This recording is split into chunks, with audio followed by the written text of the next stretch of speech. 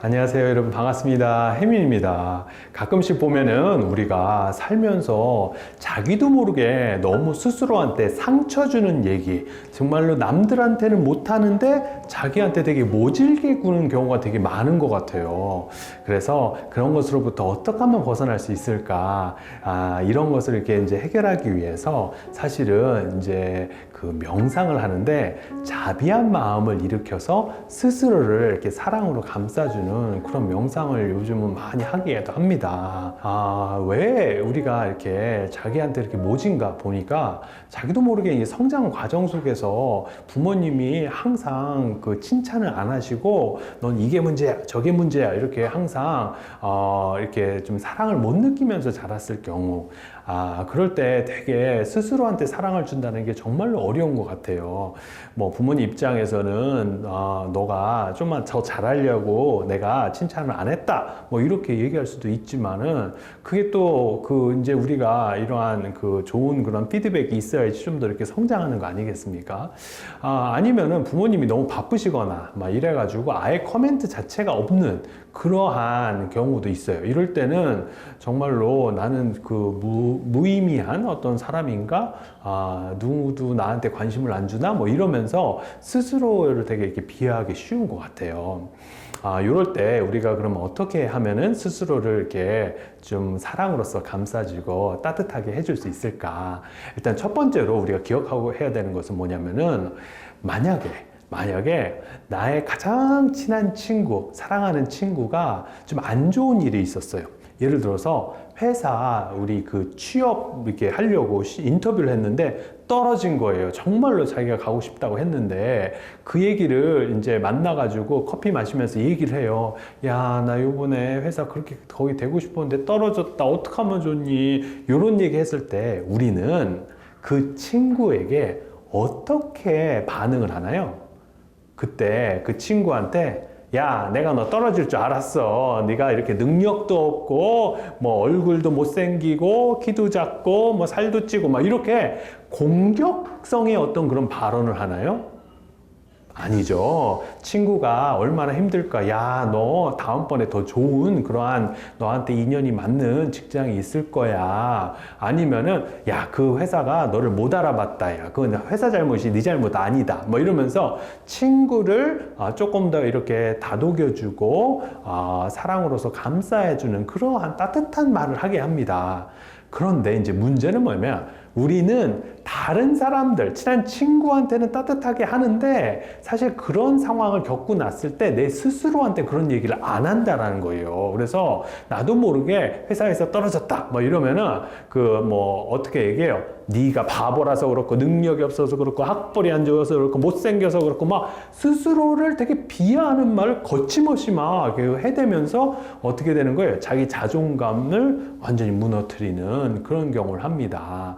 그래서 일단 처음에 우리가 했으면 좋은 건 뭐냐면 자기 스스로를 친한 친구다라고 생각을 하고 만약에 내가 친한 친구일 경우 나는 그 친구한테 어떻게 얘기할 것인가 그 언어를 내 스스로에게 하는 겁니다. 그래서 여러분들 한번 같이 따라해 보세요. 나는 완벽하지 않지만 이렇게 노력하는 내가 참 좋습니다. 이렇게 노력하는 내가 참 좋습니다. 네, 이런 식으로 스스로를 이렇게 다독거리는 그런 얘기를 해주시면 좋겠어요. 나의 인생이 남들 보기에는 좀 부족하게 보일 수 있어도 나의 인생이 남들 보기엔 좀 부족하게 보일 수 있어도 나는 지금 이대로의 삶을 사랑합니다. 나는 지금 이대로의 내 삶을 사랑합니다. 이런 식으로 따뜻한 이런 그 사랑의 자비한 그런 문구를 내 스스로가 이렇게 되뇌이는 거. 이것이 사실 알고 보면은 그 명상인 겁니다. 그리고 이제 또 우리가 그 기억해야 될 그 두 번째는 뭐냐면 나도 모르게 이렇게 스스로한테 너무너무 이렇게 따발총 쏘듯이 막 스스로를 상처 주는 얘기를 내가 막 그 자학적으로 하고 있다면 그러고 있다라는 것을 알아차리는 게 되게 중요해요. 이 알아차린다. 아, 내가 또 맨날 버릇처럼 내가 스스로를 비하하는 말을 내가 막 스스로에게 해서 나를 상처를 주고 있구나 하는 것을 깨닫는 거예요. 아, 그러고 있구나. 이렇게 자기 인지를 하게 되면 내가 그렇게 막 하는 것에 습관적인 것에서 어떻게 돼요? 잠시 멈추게 됩니다. 깨달음이 있어요. 그래서 그것이 계속해서 이렇게 연결되지 않고 그 순간에 스탑합니다. 그래서 자기 인지, 아, 내가 막 그러고 있다라는 것을 깨닫는 거. 이것을 이제 그 명상으로는 마음 챙김, 알아차림 명상이라고 그래요. 영어로는 또 되게 멋있게 뭐 mindfulness 뭐 이렇게 얘기하는데요. 그래서 내가 그러고 있다라는 걸 알아차리는 것을 되게 중요한 거예요. 이게 두 번째.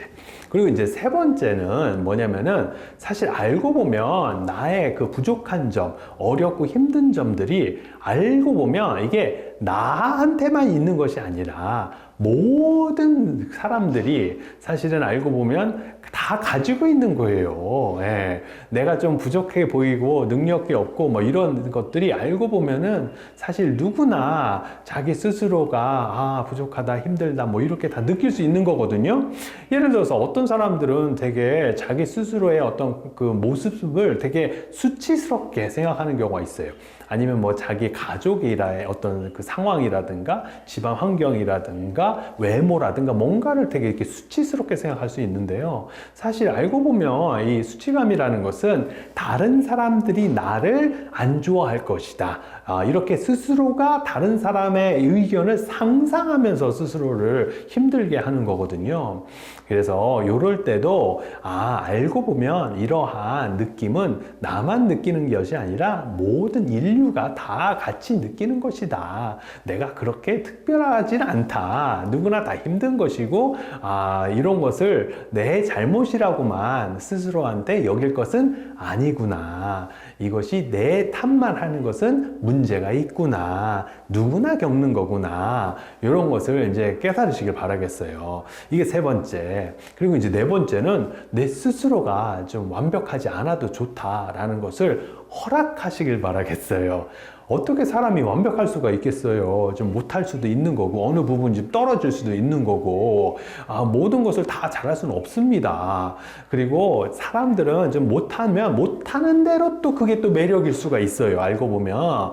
그래서 그런 못하는 모습을 내가 어떻게 나쁘다, 이렇게 이상하다 라고 보는 게 아니라 그것을 좀 더 이렇게 받아들여주고 따스하게 스스로가 이렇게 수용해주면 그러한 좀 부족한 모습이 되게 매력으로 또 이렇게 다가올 수도 있다라는 거예요.